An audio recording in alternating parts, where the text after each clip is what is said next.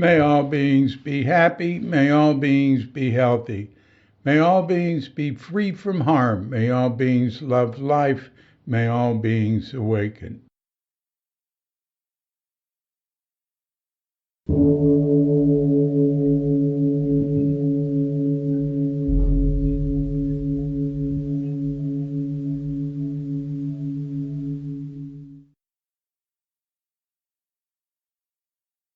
Welcome to another Cuke Audio podcast.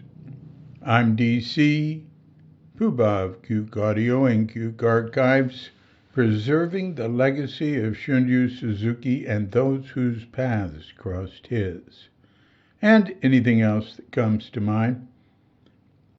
I pray that you and yours are safe and comfortable, free from economic hardship, and able to get out and do whatever it is you want within the limitations of the universal precept of do as little harm as possible.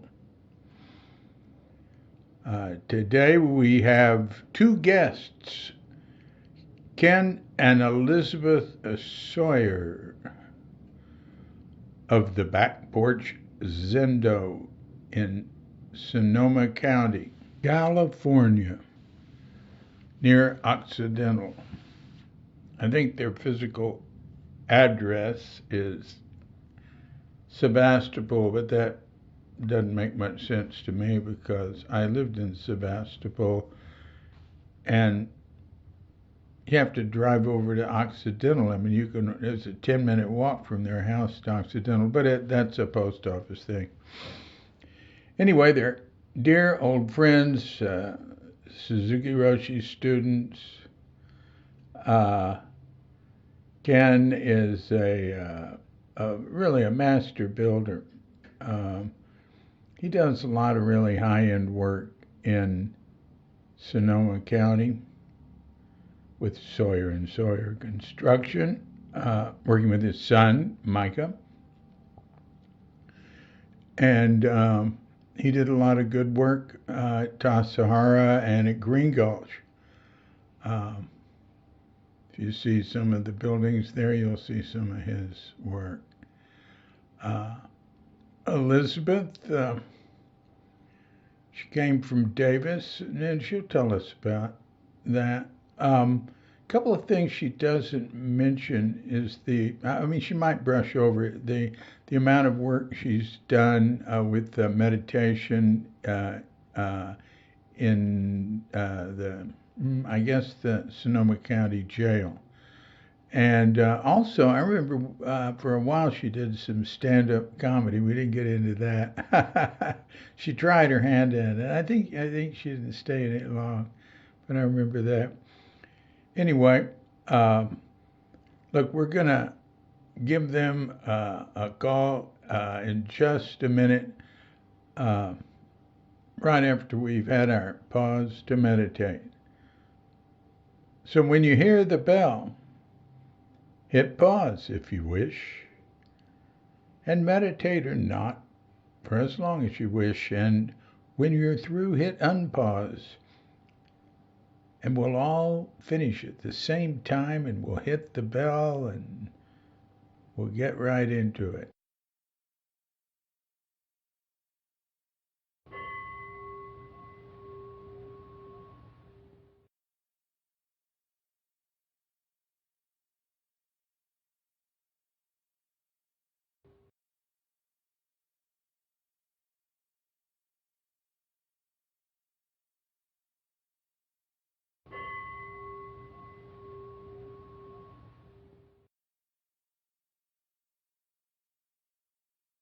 Now, one thing I want to say here is we've been talking for a while when this podcast starts, so it just starts without us saying hello or anything. But rest assured, we did exchange salutations.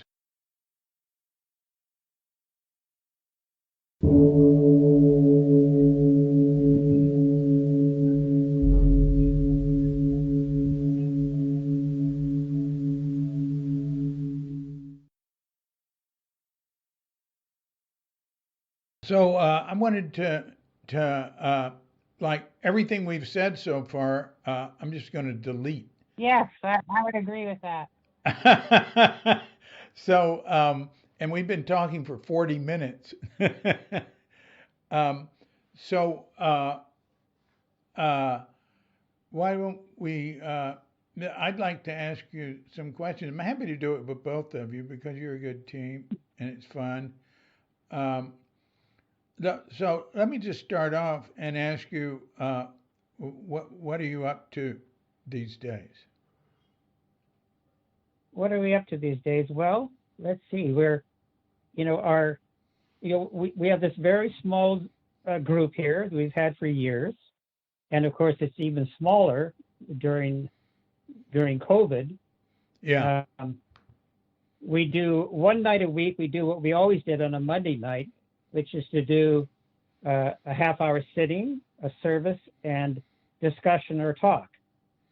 And then we're continuing to do that on Zoom, but only with like four of us. And then we're 3 nights a week, Tuesday, Friday, and Sunday nights. We just have a half-hour sitting. Wednesday, No, Wednesday, Friday, and Sunday. okay, yeah, that's right.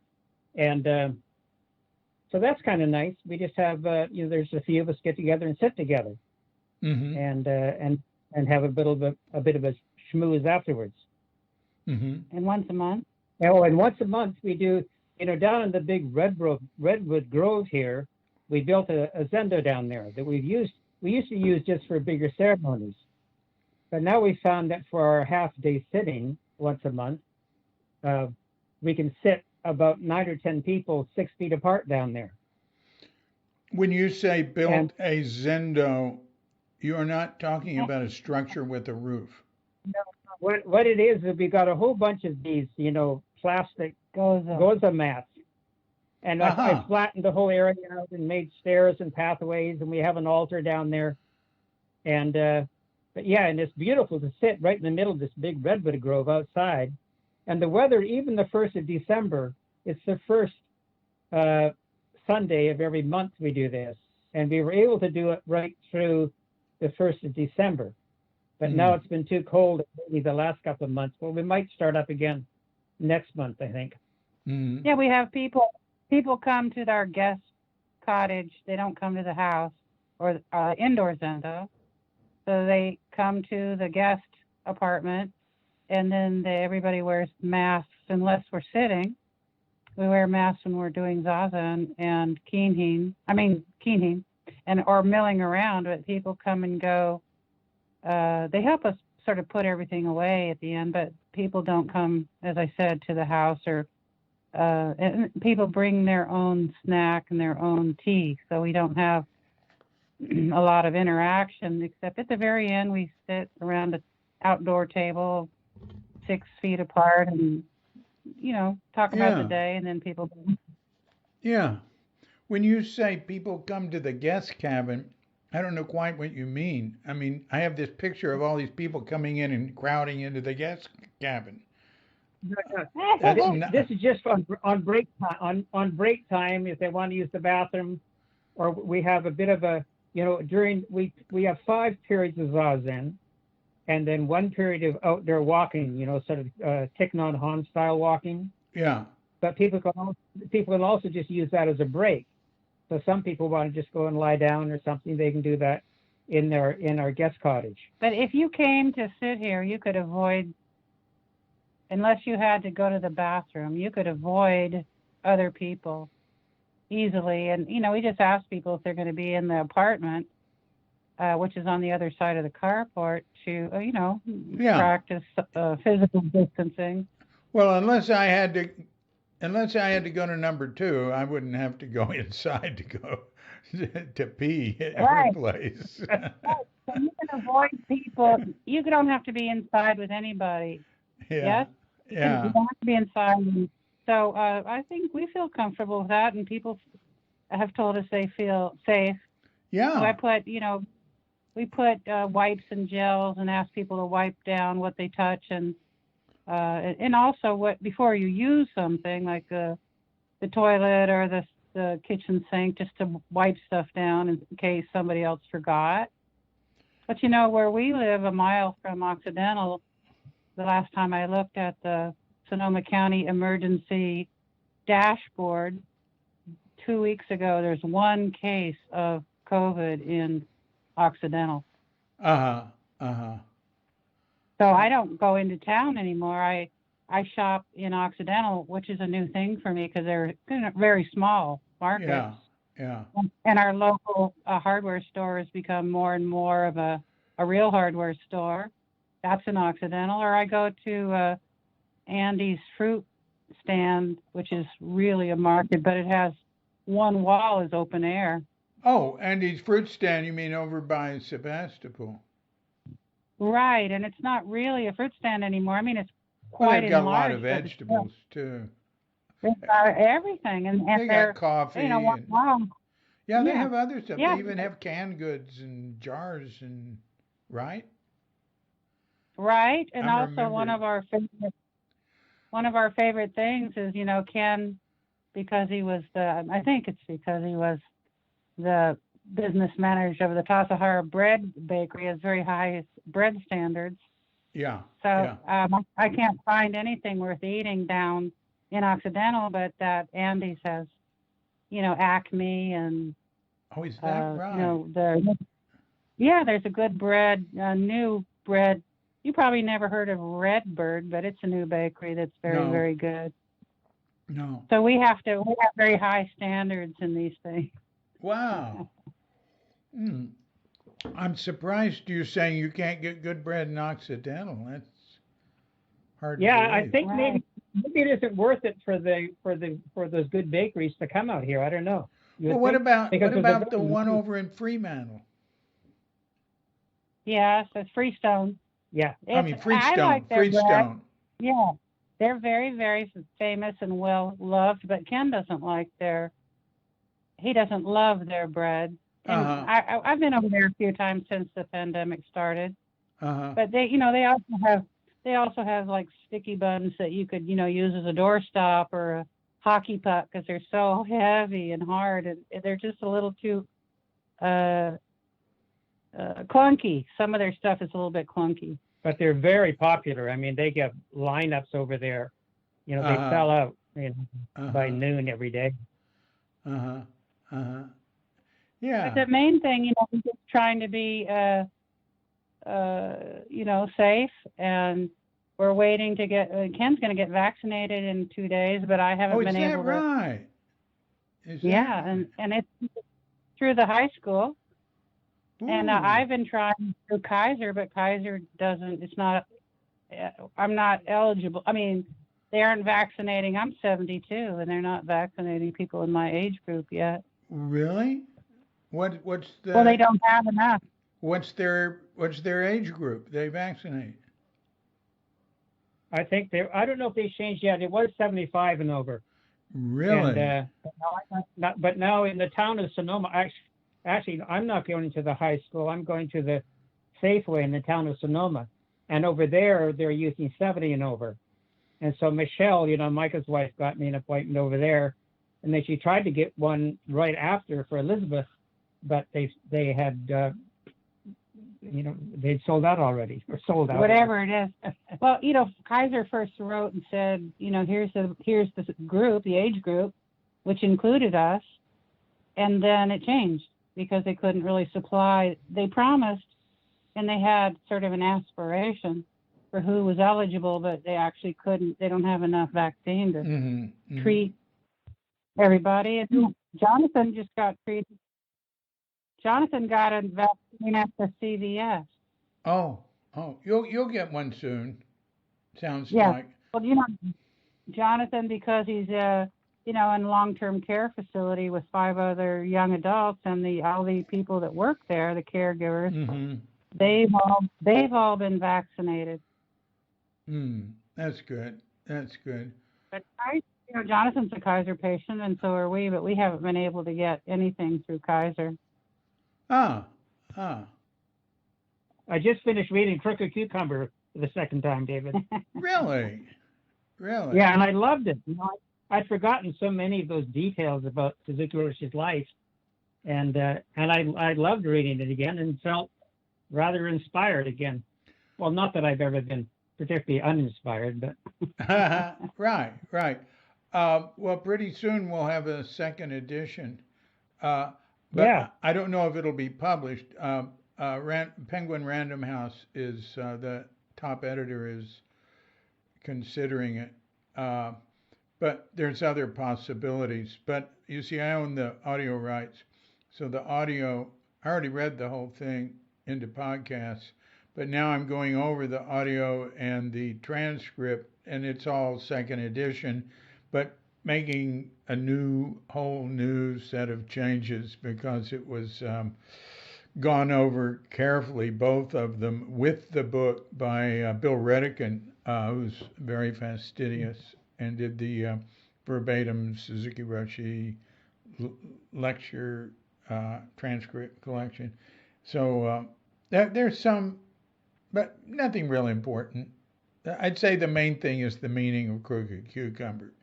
It has been clarified since the book came out. Oh, really? Yeah, yeah.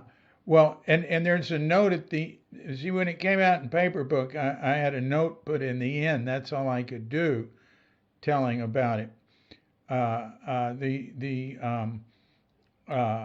When the book originally came out, I had no idea what it was. Hoitsu, said he didn't know what, so we assumed it was Magata Curie, which is just regular crooked cucumber. But after the book came out, Hoitsu said, "Oh, I know what it was." And I think he known all along. But it's a very pejorative. Yeah. It's a very pejorative word that Heibo Curie, and maybe it was embarrassing. Heibo means runt or loser, and it's perfect for the way Gyokujun Soen related to him. Like he said, my master said, "I feel sorry for you. You'll never have any good disciples." Right. So the Heibo Curie, Hoitsu explained to me, on a cucumber vine at the very end, there's a little shoot that comes out with a little tiny cucumber on the end of it. That's the Heibo Curie. It's useless. That's like, Yeah, that's much fun. and so in the Japanese translation, which came out 2 years ago, they used Heibo Curie, and I was dealing with it. Everybody agreed, Heibo Curie. In fact, when I met Hoitsu's brother-in-law, who was married to his big sister, I think maybe a little, I forget, in Hamamatsu. Well, that didn't mean anything to you. Anyway, another town. It was another Soto Zen priest. When I met him at Zen Center for a memorial for his wife who had died, Suzuki Roshi's daughter, when he met me, he just looked at me and said, "Heibo Curie," right? So they all called it that. And but they called the book, so everywhere inside the book it's Heibo Curie, but the title they used was Magata Curie. And I said, "Why'd you do that?" And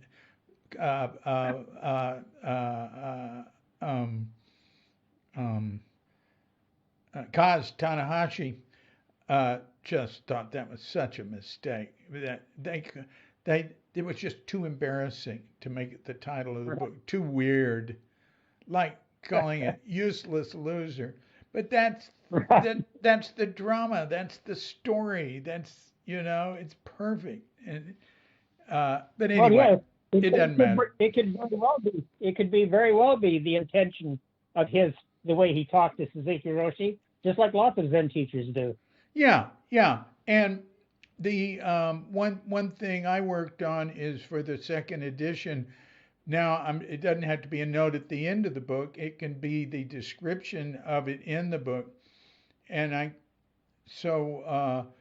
it's both mentioned in the introduction, and then when it first you first come upon mentioning it, I thought about what words are best to use. I said, you know, someone had started using and in the book, the first edition, you know, it says private nickname, which is very poor choice. Now it says a razzing, taunting nickname. Right. So razzing is playful, but taunting is Right. mean.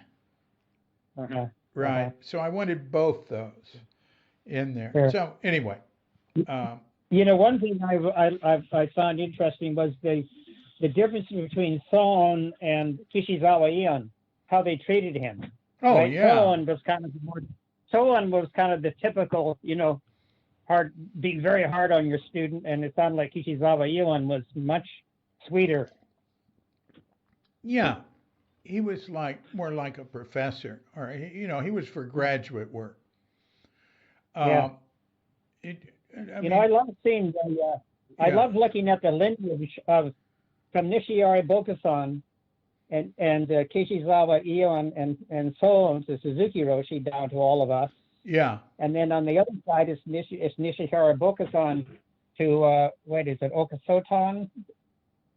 On the other side that goes all the way down to both Shohaku Okamura yeah, and then down to Hashimoto and Katagiri Roshi. yeah. So so when you get all those people together here, you realize how connected we are. You know? All the teachers we know, Yeah. we come out of Nishihara Bokusan and Okasotan. I'm not sure if they all go back to Okasotan, but they all go back to Nishihara. Yeah, that's interesting. That's interesting. You know, It's have you seen that, or you've read that book? You know, the Genjiv Hoon, the three commentaries. yeah, And, yeah, yeah. And Nishihara Bokusan's was to me the most I don't know, went into it the deepest or something. I just loved his sense of humor, and his writing was really incredible. So I've read and reread that all the time. You know, I wonder if that's available in Kindle. I doubt it, but I'll look. You know, if I get a book here, an actual book, I can make a PDF out of it. I can make book copies. You can't do that in America. They have a thing there called intellectual property. Property. Right. Yeah. This is one of the last holdouts for not not. I mean, they've got it, but you know, it's not that people don't pay any attention. I never have to pay for software. Uh-huh. But that'll change. Yeah, Thailand used to be that way too. Well, so anyway, all right. So there you are. You've got this practice group going, and it's called, what's it called again? Back Porch Zendo. Right, the Back Porch Zendo. So how long have you had the Back Porch Zendo? Oh, what, 15 years? 12 years? About that. No, I think it was 2004 we started. And, you know, we just had a back porch. Yeah, see, that's 17 years. Yeah. We had a back porch, and we never intended to have it be the Zendo. But one morning I woke up with those words kind of ringing through my ears, Back Porch Zendo. So anyway, there's a whole bunch of seats out there, you know, a bunch of Zabatans and Zafus and different types of seats, but there's only the two of us actually sitting out there. Yeah. Well, that's, you know, we just, when people come to the half-day sitting, we take the various gizmos and Zafus and knee benches out there for, I think we could probably have 10 of us out there. As it's set up now, if you want to be 8 feet apart, 6 feet apart, you can have about 10 people sitting on the plastic goza mats. Outside, and Ken made outside, and Ken made the whole area completely level, because there's nothing worse than sitting zazen on an unlevel surface. Right, so right. It's in a circle of second growth redwood trees. Mm-hmm. So we're in the middle of the circle, and it's, airy and beautiful. Mm. It's kind of like Buddhism before when they were all sitting out in the forest. Yeah, yeah. But before COVID, you all sat on a Inside. roofed and walled back porch. Yes, That's exactly. That's right. Right, That's right. right. Yeah. And is there? So how did how did it first start? I mean, you said you had that idea, but what did you do? How did you get going? Well, it just came. That's what happened. It had that bubbled. It sort of bubbled up from my subconscious, I guess. And then I told Ken about it, and he thought it was too soon for us to start our own group. And I said, well, what else are we going to do? So I think one thing led to another. And somebody, I think G-Show Warner, our friend from Stone Creek Zendo, was getting rid of some Zafus, and I took them. I took some of them, I think. Maybe that's the way we started. And I also started taking Zafus and to a halfway house where I probably took maybe a little more than 20 years. I took Zazen, or my kind of, it wasn't exactly the way we learned it, because people aren't necessarily familiar with Zazen, or even addicts or people in recovery in halfway houses can't meditate for half an hour, but they can meditate for 5 minutes if you talk them through it a little bit. So I used to take these offers and go to these several different halfway houses, so I kind of developed my own system of trying to incorporate Zazen with things that are either more familiar to people or help people settle down and be able to do Zazen for, without fidgeting or think it was stupid. I developed a kind of curriculum, and I think that helped me. I used to take Zafus with me when I went places, but eventually, I think just little by little, we don't have a fancy, you've seen our Zendo, it's just there's a round table in the middle of the room that I got at Ross, Yeah, I've sat with you many times. Yeah. So we didn't even attempt to make it into a traditional Zendo, and I remember we weren't even thinking about doing, traditional service. Lena Berman, who we all know, used to sit with us, and she begged us to do service. So we said, okay. So we've been doing that modified traditional Soto service for most of that time. Yeah. Yeah. And now it's just kind of a regular thing that we do, like washing the dishes. I really resisted in the beginning, but now it just feels normal. Yeah. We do the Heart Sutra, the Hymns of Perfection of Wisdom, and the Inme Juku Kanungyo. Uh-huh. Yeah, that's a nice brief service.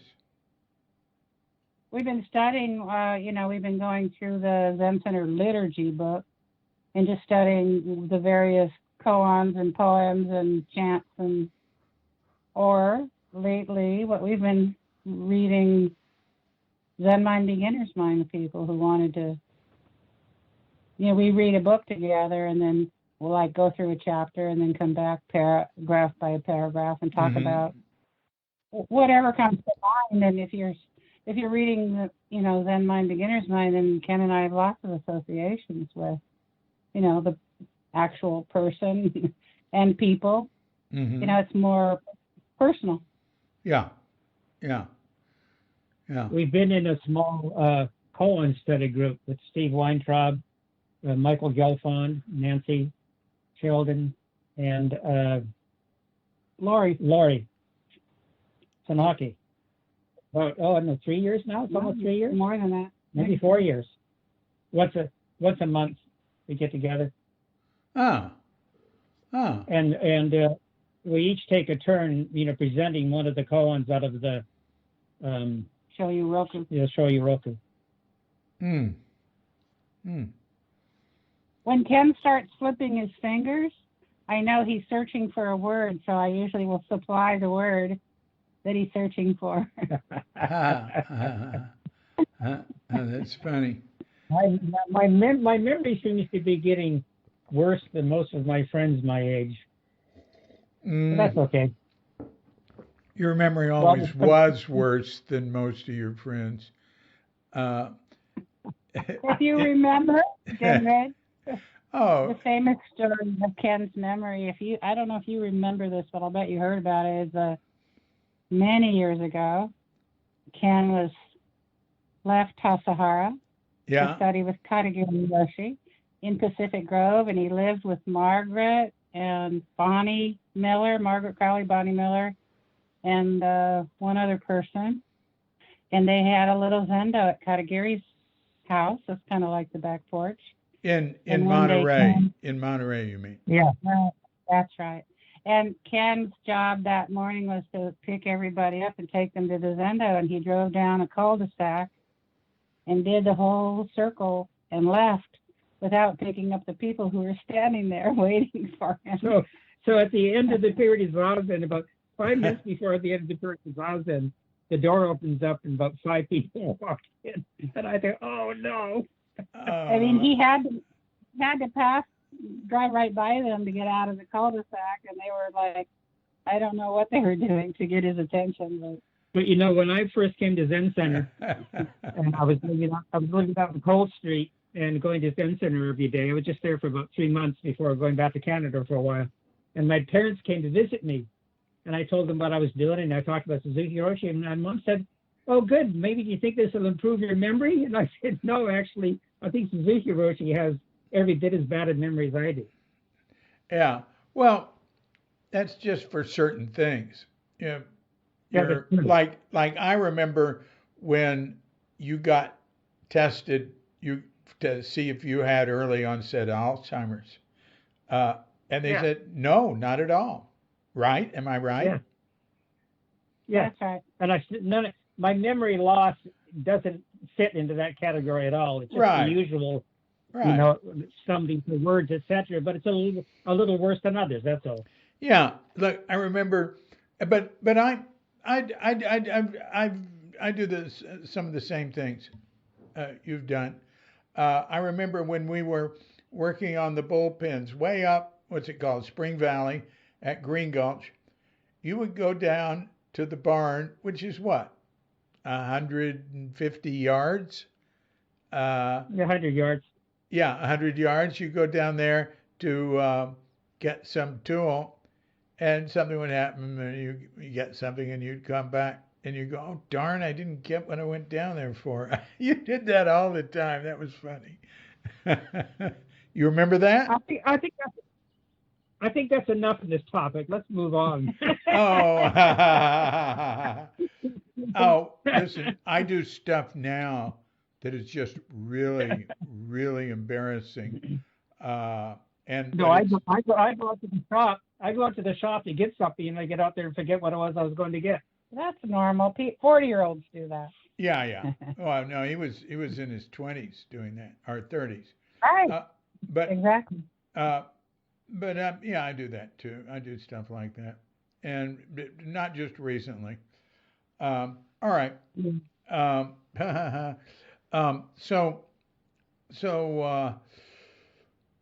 What? So Steve, what is Steve Weintraub's relationship to Back Porch Zendo? Well, he's been coming up here Steve Stuckey was kind of our guiding teacher for a few years, and then when he became ill and was close to dying, the way it happened, Steve Stuckey and I spent a training period together at Tassajara. He asked me to come down. Yeah. At age 64, which it would never have occurred to me to do this on my own. And then he and I at that time were deciding to work together, even though we'd known each other for 45 or.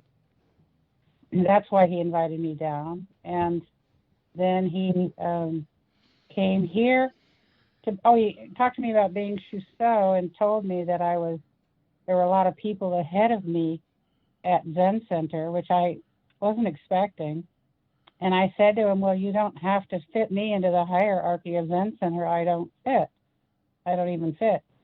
So then he came up with the idea of having me be Shuso here. The Back Porch Zendo, we had a few more people then, and we invited people to join that ceremony. And he was asking me to meet with people for tea and visit people who were sick and doing a little more outreach than normal.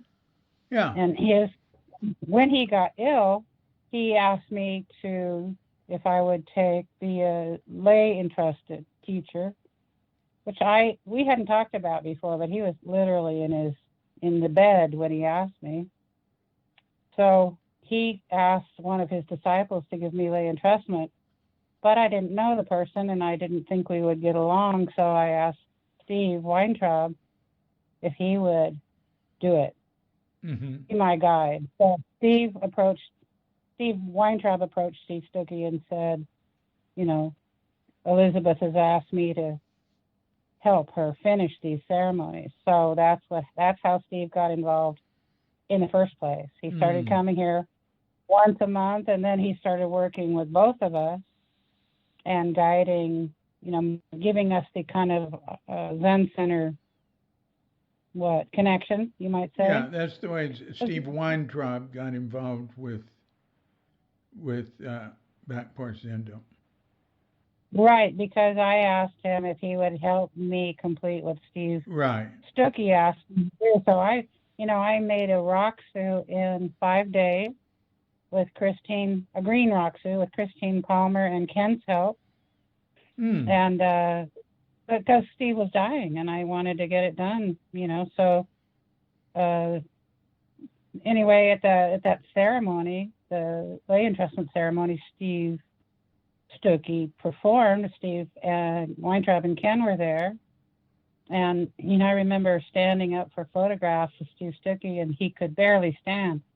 He had his robes on. It was at his house, but I remember putting my hand on his lower back to steady him because he looked like he was, he wasn't going to be able to stand up much longer. Very dramatic, very beautiful. And he and Steve, both Steves are so close to each other. That felt really seamless. So he did this ordination, the first part of the ordination with Elizabeth. And what was that? Only a couple of weeks before he died? It was very short. A month before he died. It reminded me of Suzuki Roshi near the end, where he's still, like the body, there's not much there. He was really, physically sort of falling apart, but he was really kind of radiant. It was really a beautiful, just the four of us for this ceremony. And he just did such a beautiful, sort of almost radiant tenor to him that was really nice. So then Steve started coming up here once a month and meeting with Elizabeth and I, and then joining us sometimes if one of us would give a talk, or we just did this study group together. And then he and I started working on doing transmission, which might have happened though a year or more ago until COVID hit. And so we're thinking about maybe starting that up again in the fall. I was telling Steve Weintraub, because we meet on Zoom now for our koan study, that maybe Steve and Ken should do Zoom Dharma transmission. But we're going to do pretty much the full, the way it was traditionally done, which involves a number of people over a number of days. Yeah. I think it's 21 days. 21 days. Yeah. And we can accommodate. We have a Zendo here that they can use for sort of separate purposes rather than just for group things. And we have the guest apartment, which I told you about, and we have a little trailer. We bought a secondhand trailer for evacuation because we live in the in the fire. Last year we were just one zone away from being evacuated, and the first year we escaped being evacuated. The second year, 2000 and 18. We were evacuated twice in one night, and we were so uncomfortable. We decided, our instinct, everyone was going out toward Highway 101, and our instinct was to go the opposite direction, to go out to the ocean, which we did, and we stayed with Micah and his wife Michelle and our grandchildren, and they had an RV, and we drove our car out to a sheep ranch and slept overnight with them in the RV. There were 8 of us, and it was a little too uncomfortable. So we ended up calling Karen Yarding and asking her if we could come and stay with her. But by the time we got to Karen, Petaluma was open, but we felt like we couldn't go back home. But Petaluma, you could go shopping and get groceries and food and stuff. But by that afternoon, they lifted the evacuation. So we just didn't want to stay overnight with Karen, who made a beautiful place for us to stay. But we just, you're just aching to get home to your own property. So we went back home, and then I said to Ken, let's get a trailer and put it full, make it so we could live in it for, let's say, a week or 2 without any help, so that we can put a person up in that trailer. If we had visitors or guests or people that were going to help Ken and Steve, we have a bed in the Zendo too, a Murphy bed. So we can put up several people to help if we ever get out of the pandemic, Yeah. So now, so you started the Back Porch Zendo in 2004. I want to go back to where you first got interested. Like, what was your, in terms of like way-seeking mind story? I'd like to know where you first started getting some inclination that you wanted to understand what it was all about or whatever. And then how that led to Zen Center, Suzuki Roshi, Katagiri Roshi, whatever, up to the Back Porch Zendo. We each did our own way-seeking mind talks here, and so Elizabeth, you want to go ahead? Well, I just thinking about when I was in high school. I'm dyslexic, undiagnosed dyslexic person who I went to many schools because my mother moved around a lot. I think it was the way she kind of dealt with her unhappiness or her.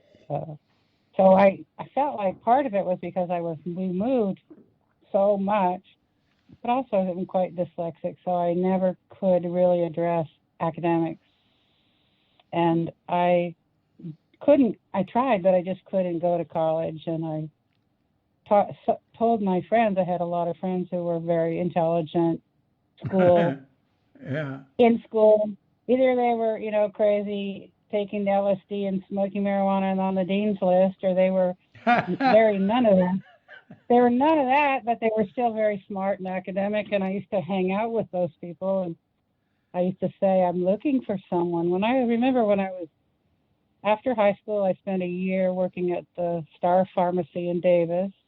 And then I started saying to my friends who were in college, who were in university, here and there, I'm looking for someone who knows what they're doing and knows why they're doing it. So I would say that's the beginning. And then my friends would suggest I go here and there, and I never met anybody that I thought knew what they were doing or why they were doing it until I walked in the front door of Page Street.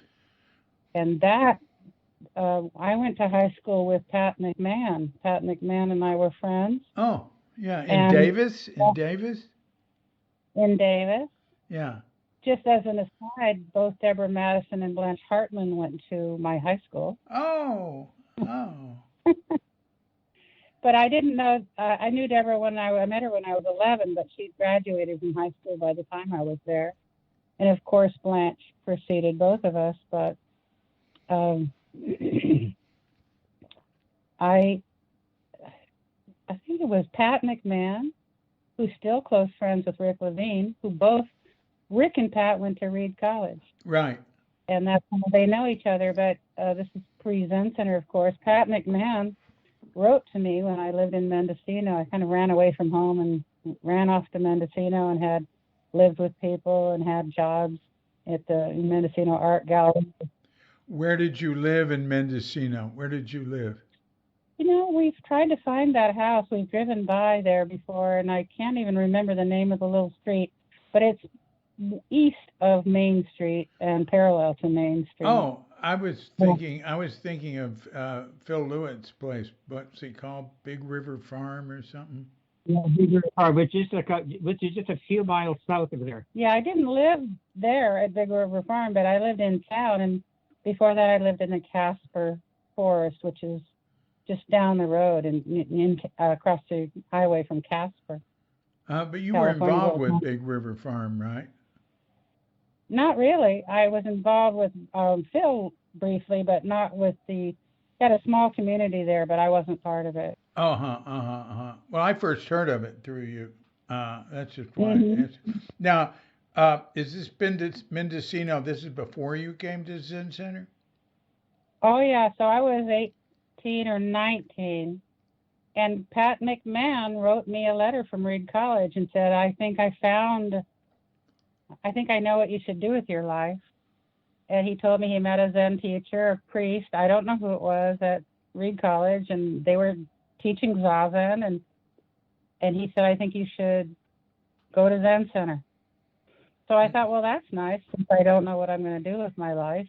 But I didn't go until he and his wife were going to go to Tassajara for their honeymoon, and he invited me to go with them. Oh. And then What? He invited you to join him on his honeymoon?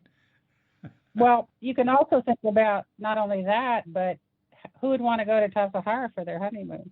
I mean, it was too much work, right? It's a lot of work. Anyway, it was the summer, and he wanted me to come down with him, and I said okay. And then he tried to make reservations for me, but whoever was in the office said that I should come to Page Street first. So it was January of 1970. I was 21. And he made arrangements for me to go to Sokoji, and I went to Sokoji, and they said, oh, I went to Sokoji, and they said, oh, they moved down the street. You have to go walk down Laguna. So I knocked on the Sokoji door, and they told me where to go, and I just walked down. You know, I guess I got there by bus. So I walked down Laguna Street and knocked on the door. Yeah. And I think Peggy Kramer answered the front door. Huh. And Pat Harasoff was in the office. Huh. And they called the Shika, the guest precepts, and that was Chuck Hoy. And I said to Chuck, I feel like I'm home. And Chuck says, are you Jewish? Which I didn't quite get the joke at the time, but of course I do now. And I even before I met Suzuki Roshi, I felt like I was home, and I felt like I was very, Suzuki Roshi was sick then, and they didn't let people like me see him because I hadn't been around long enough. But he heard I was going to leave to help my friends with Baba Haridas, who just died last year at Mount Madonna in Santa Cruz. So Suzuki Roshi asked me to come and see him. So I was very thrilled, and the first thing he said to me was, "What is your plan?" And I said, I don't have a plan." And he called me some kind of a Buddha. I don't remember what. And then I decided, I heard the Han for 5 p.m. Zazen, and I decided I should get out of there and leave him alone and let him rest. And I said to him, I'm going to Zazen now. And he said, oh, if you're going to Zazen, then I'll go too. He said, I don't usually go to 5:30 Zazen, but I'll go. And then when we were sitting together, he said out loud in the Zendo, oh, because Babaji, was a yoga teacher. But Suzuki Roshi said during that Zazen, I don't know anything about yoga, but I do know it's very important to rock back and forth before you sit. And for me, I thought it was him just sort of not asking me to stay. or not leave, but I thought it was a subtle way of letting me know that he cared about me or that he heard me. Mm. Mm. So that my friend Ma Renu was the woman who took care of us and supported us. It paid for my first training period, and she supported Baba Haridas. So she was my spiritual mother, you could say, and her daughter was my classmate at Davis. And I remember maybe a year before Pat told me to come to Zen Center, I dropped Barbara Horsting, who now has the name of Archana. I dropped Barbara Horsting off at Sakoji Temple before they moved for a one-day sitting. I didn't go inside, but I dropped her off. So I already had a kind of sensibility about Zen practice. I didn't know anything about it, and I didn't know anything about Buddhism. And I remember going to Zen Center thinking, well, I like Zen, but I don't like Buddhism. So I didn't think they had to go together. Really, I honestly didn't know anything about either Zen or Buddhism when I showed up. But so. And then, I went away for a year. I came to Zen Center. I was there for a year. I went away for a year, and when I came back, Suzuki Roshi had just died. And I remember having a dream when I was leaving Zen Center the first time that I think if Suzuki Roshi got on a train, and when he got off the train, he at the other side he had turned into Baba Haridas. When you were gone for a year, is that when you had a relationship with Baba Haridas? Yes, because my friends from Davis, Archana's mother, Ruth Horsting, became my benefactress. She supported three of us plus Babaji to practice together. And she was building a house at Sea Ranch when my two friends from Davis High School went to India. They were both studying at UC Santa Cruz, and one was majoring in religious studies and the other was minoring in religious studies. And they went to India and got credit for going there and studying, but they happened to bring Baba Haridas back with them. Oh. And they wrote to me and asked me if I would help them take care of Babaji while they were reorganizing their living situation and their studies. And I thought I was going to be there for a couple of weeks, but it ended up being a year. Mm-hmm. I went and saw you there. Oh. Well, you did, but I think we all were there on a visit after I had come back to Zen right. Center. Yeah. Maybe I was there with Diane. You were there with Maya and Kelly. Yeah. Oh, the baby Kelly. Yeah. That baby. And I remember us playing frisbee down on the beach. I have pictures of that. I have photographs of that. Oh, yeah? And you all were better at it. I wasn't very good at it. And you all were better because you'd been doing it, I guess. I don't know. We were playing with the frisbee, right? Some kind of frisbee game. He was better. I remember he was better. Yeah. And I think he got a little irritated with how poorly I was passing the frisbee. But I was very impressed with him. I liked him a lot. Yeah. I thought he was a good teacher. Yes. In fact, once when I was very dissatisfied with being there, I just need a lot of structure, and I always did. And that's why Zen Center was good for me, because I needed the structure. And Babaji's teaching was very good, but there wasn't enough structure after the morning asanas together. And it took about a year for me to decide these are my friends, my life friends. So it took me about a year to realize I wasn't happy. And I ran off to the beach one morning because I was jealous of my, let's say, Dharma sister and her relationship with Babaji. And he ran after me, followed me on to the beach. And as you know, he doesn't speak. I forgot. Yeah. He wrote.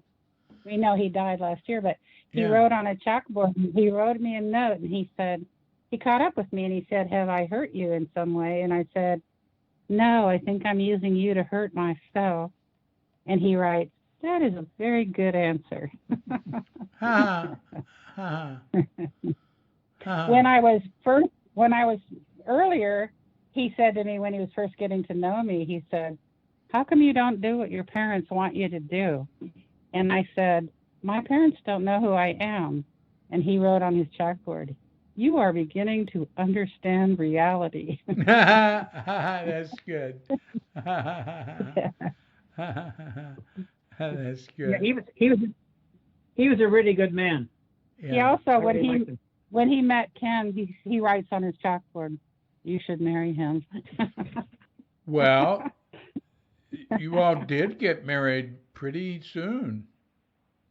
Yeah, Yeah, but yeah. he was a very good judge of character, and he was sort of psychic in an unobnoxious way. That was my way-seeking entrance to Zen practice.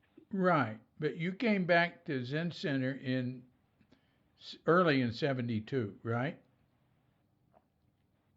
Yes, that seems right.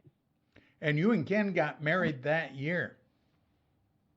Yeah, that's right. We met at the end of of the spring training period of 72. Katagiri Roshi was the head of that. He was the abbot for that training period. Right. And Elizabeth came down. Elizabeth came down right at the end of it, and we met at the in the interim. Oh. And I stayed on so she then stayed there, but I left to be with Katagiri in Monterey. Yeah. And we'll come to visit during the summer. And but then he married us. Well, you were there, right? For the Yeah. I sang a our wedding song. I sang a song at your wedding. You were married in Carmel Highlands or something. The Highlander. We were married in Katagiri Roshi's little Zendo in his house, but then the reception was down there at the Highland Inn. Oh, okay. Okay. That's what I remember. Anyway, yeah, I came to it. Well, I remember, in fact, also, Katagiri was coming down from San Francisco, and he was 45 minutes late. We're all sitting there thinking, God, do you think David could perform this wedding if he doesn't show up?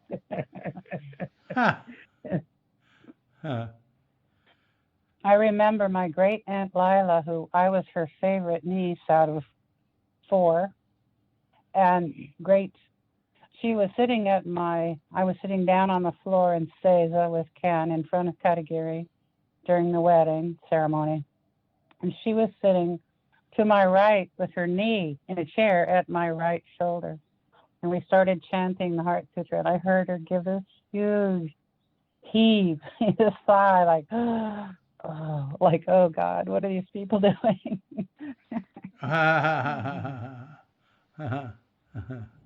Yeah. Oh, that's funny. That's funny. Well, that was great. Well, and then Ken, how did you get there? Well, as you know, I grew up in central British Columbia, Kamloops. a little town of Kamloops. That's right. Yeah. And as they also know, I had an older brother, Michael, Right. who was 5 years older than me. And when I was in high school, Michael had left, and he and some of his friends, there was a group of kids. We lived outside of town a ways, but there was a group of friends, his friends, that were very close, and they stayed close for the rest of their lives. There's only one of them left at this point. But there weren't friends my age around, and they were very kind to me. And so I grew up with them. And Michael and the 2 of these friends took off to Europe for a year, and then they came back and went to UBC, University of British Columbia, for a year. And then he sent me, I think I was probably 15, and he sent me The Way of Zen, by Alan Watts. And so I read that when I was 15 years old, probably a junior in high school. And so anyway, that was the Michael was the creative one. He was an artist. He loved poetry. If it weren't for him, I'd probably be a contractor in central British Columbia. So in terms of the causes and conditions that lead to something like this, he was a very important causal agent in my coming to Zen Center.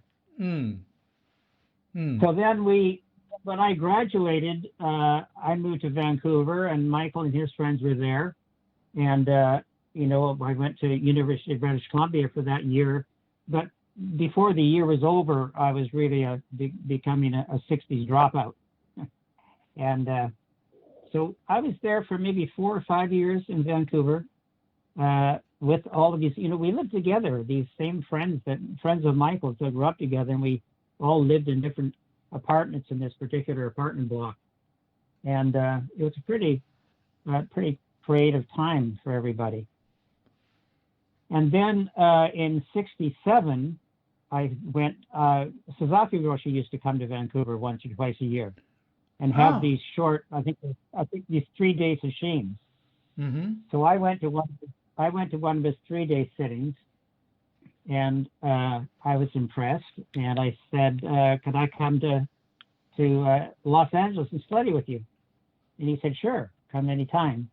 But it took me another 2 years to get away, so it was 1969. So I left in my VW bus on my way to LA and stopped over in San Francisco and stayed with some friends in San Francisco. Actually, I didn't know them, but they were friends of Michael and his wife. And as I was leaving, in the morning, they said, why don't you stop by the San Francisco Zen Center on your way just to check it out? So I did, and I walked in on a Sunday or Saturday morning, and Suzuki Roshi was just beginning his Saturday morning talk.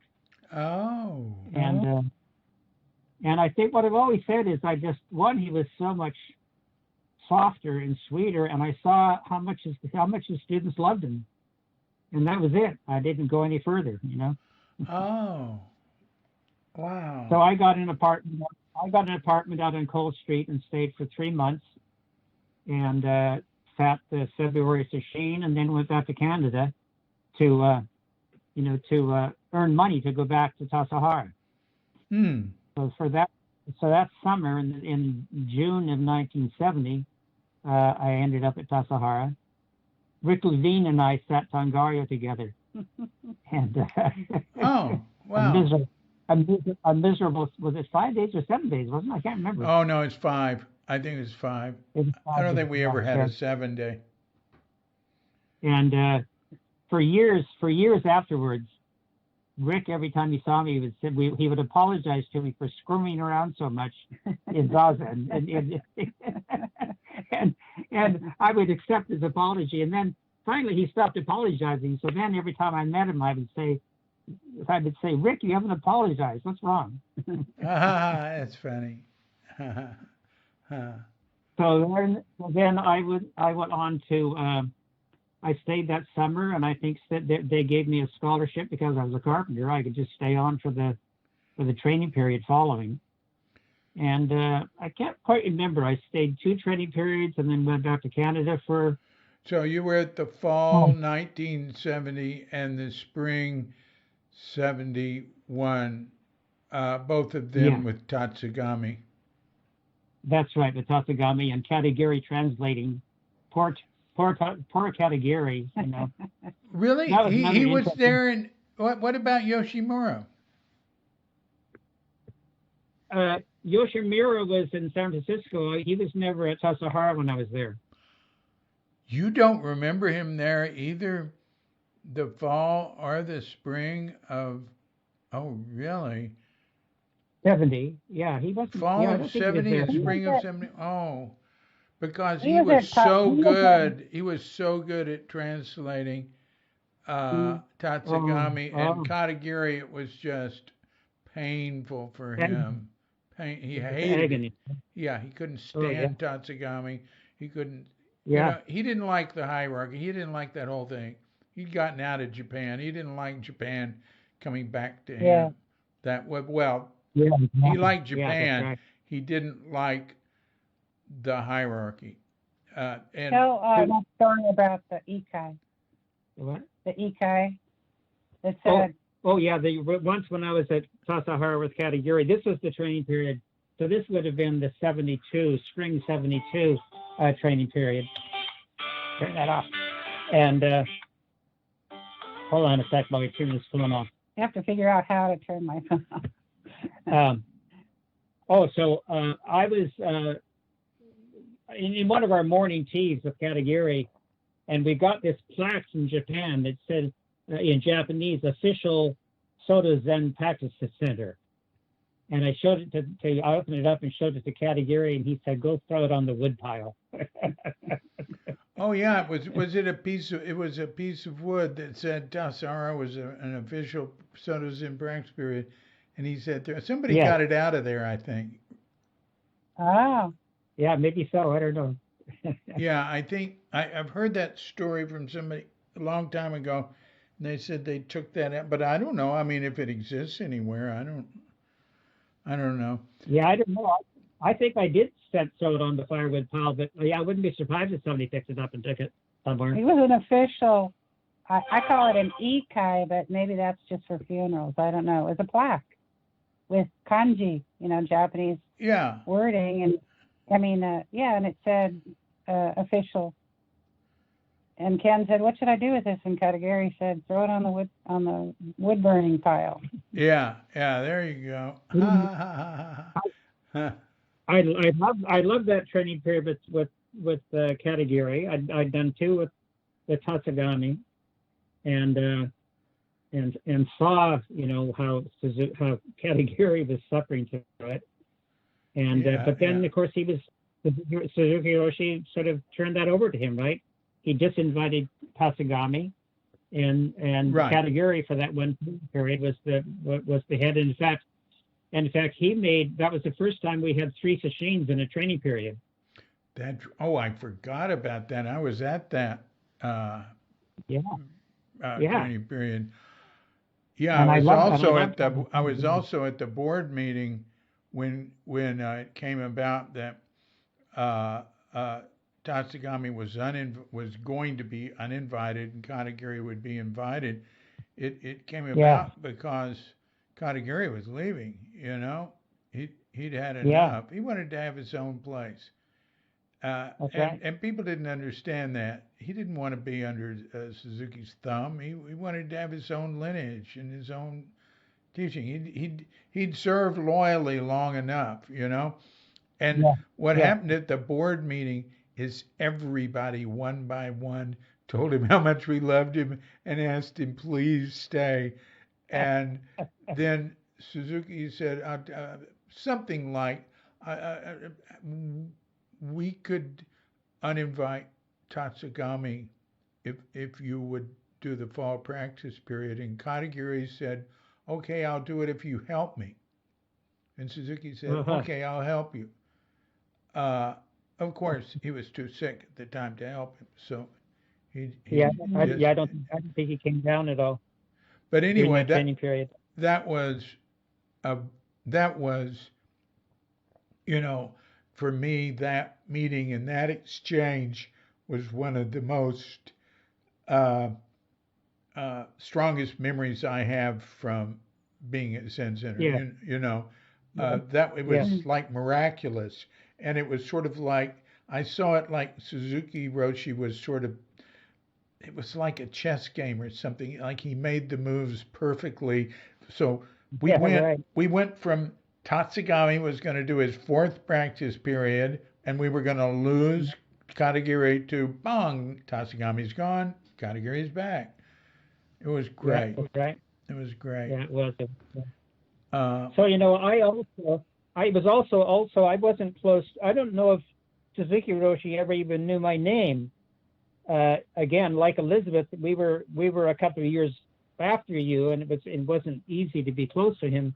But he did spend most of 2 summers down there when I was there for the summer.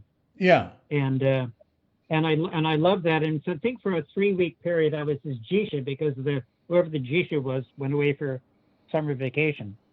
So that was really nice. I loved that. Meeting with him. Do you have any memory, anything to say about uh, when you were his Jisha or anything in that summer, anything in particular you remember? Yeah, well, I remember. Um, there was one of the stories that you told, right, where I was his Jisha walking towards the Zendo, carrying incense, and we stopped on the bridge there, and he looked up the creek.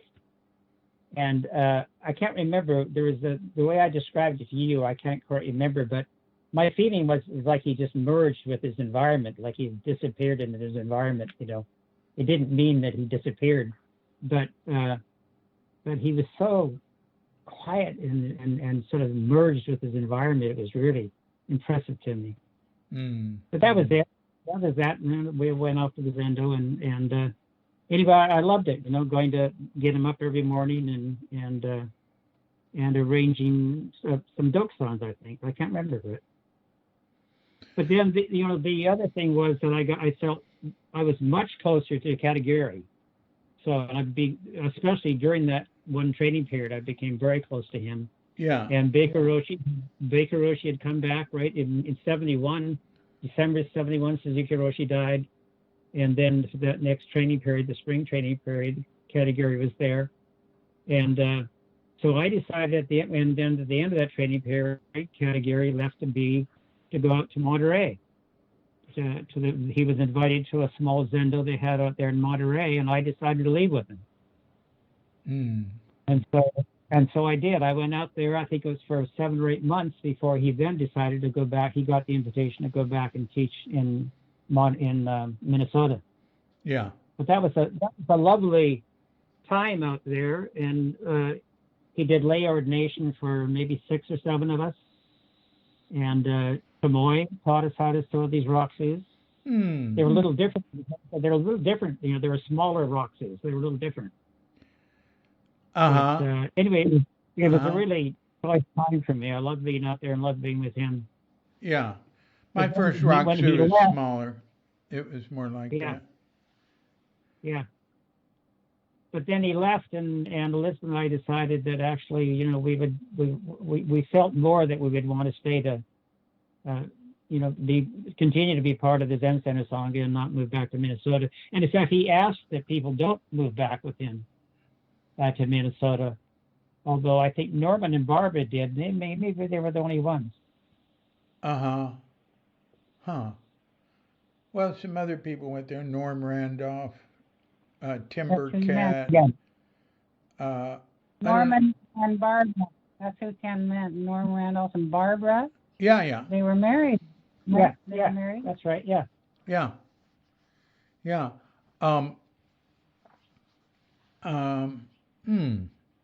Yeah.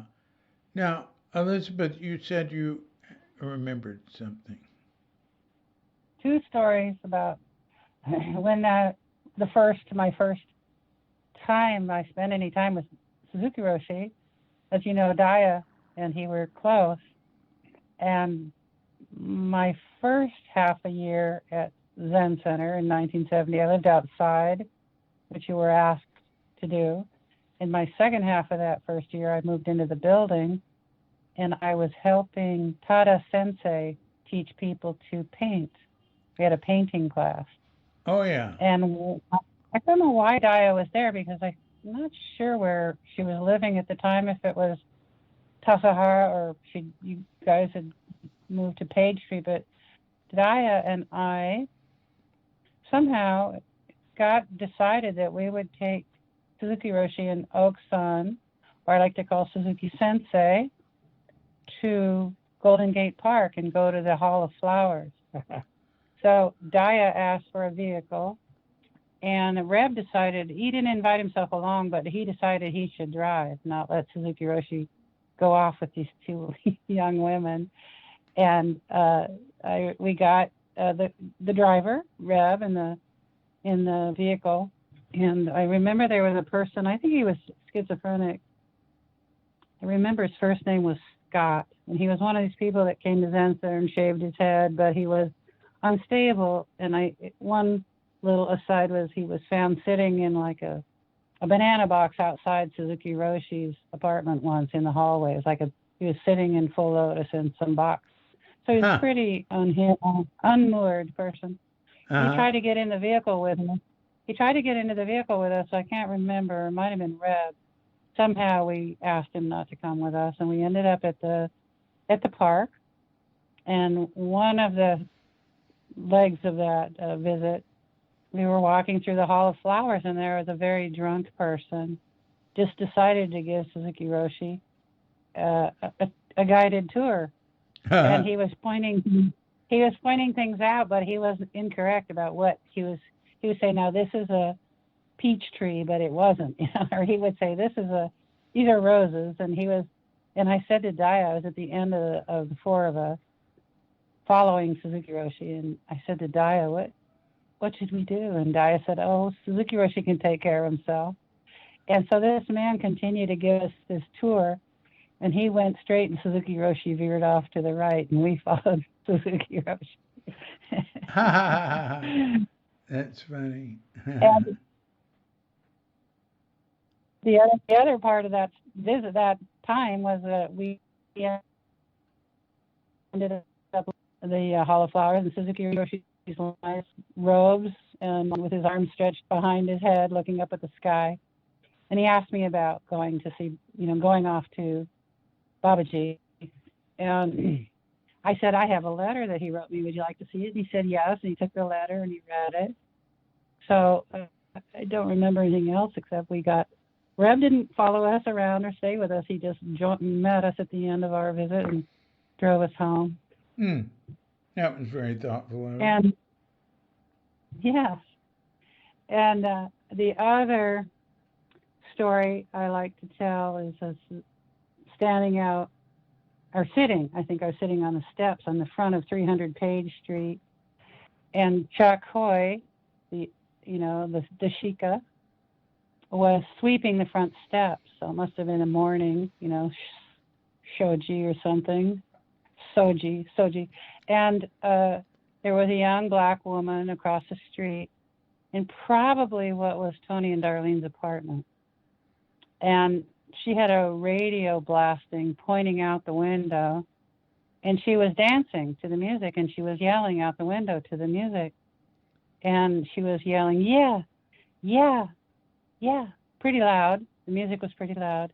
And Chuck, who, as you know, was very pensive, serious monk, scratched above his eyebrow and said to me, I don't know if I can include this in my practice.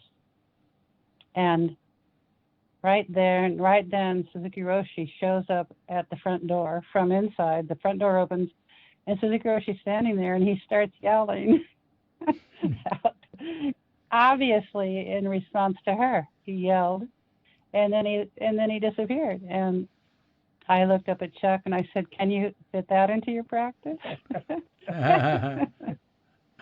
That's good. That's good. Yeah. That story, incidentally, is in the sequel to Zen is Right Here. It's going to be called Zen is Right Out Now, coming out in July of this year. Good. I love those two stories about Are You Jewish, and the other one is those both involve Chuck Hoy. I should write to him.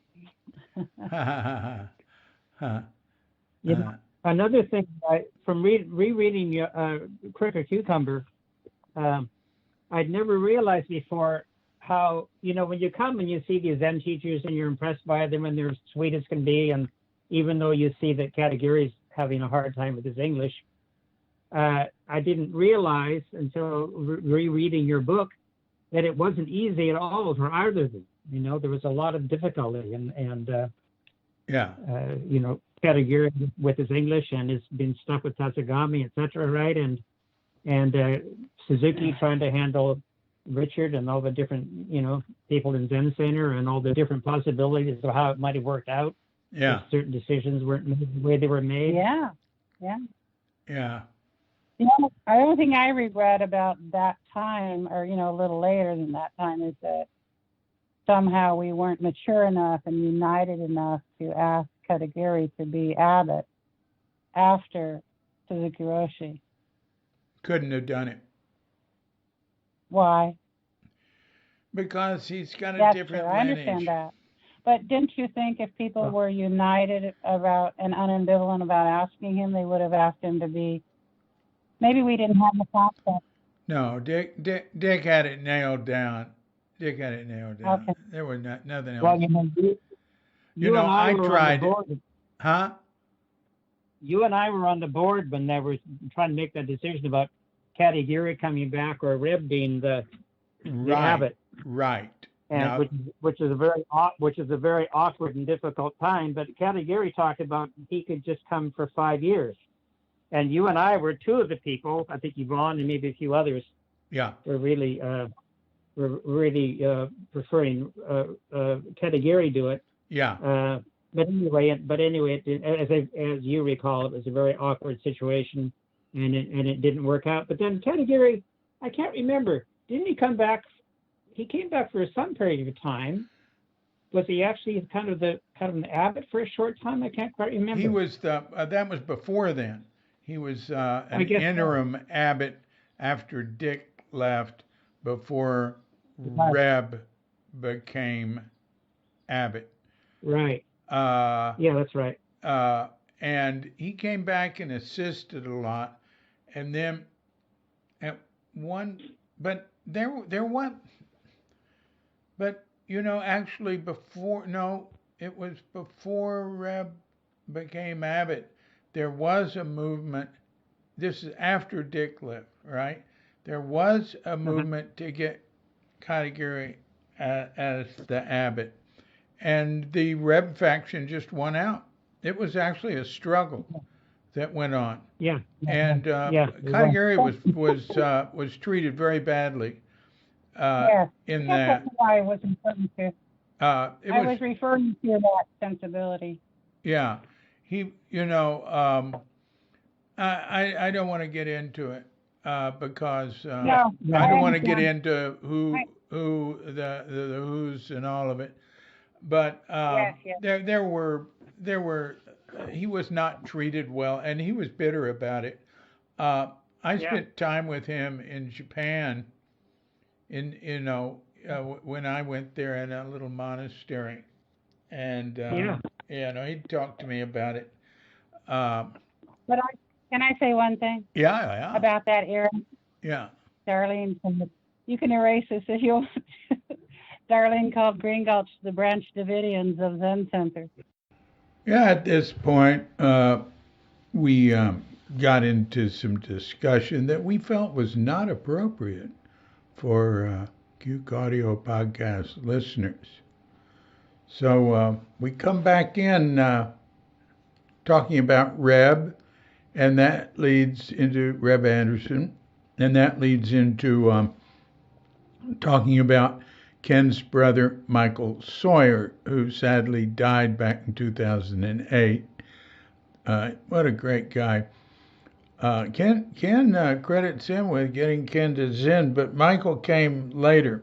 And I was work leader at Green Gulch when he showed up, and boy, was he a carpenter. Their name's Sawyer, and they are Sawyers, and their father was a Sawyer, a saw person, And God, I just remember how good Michael was. And Ken had told me that. He said, Michael's, better than I am or something, more experienced than I am at this. Anyway, I don't know if that was true. It'd be hard to tell. But I remember there were like these really long nails. And I really had a hard time getting them in. I mean, better for somebody else to do it. I'd bend them.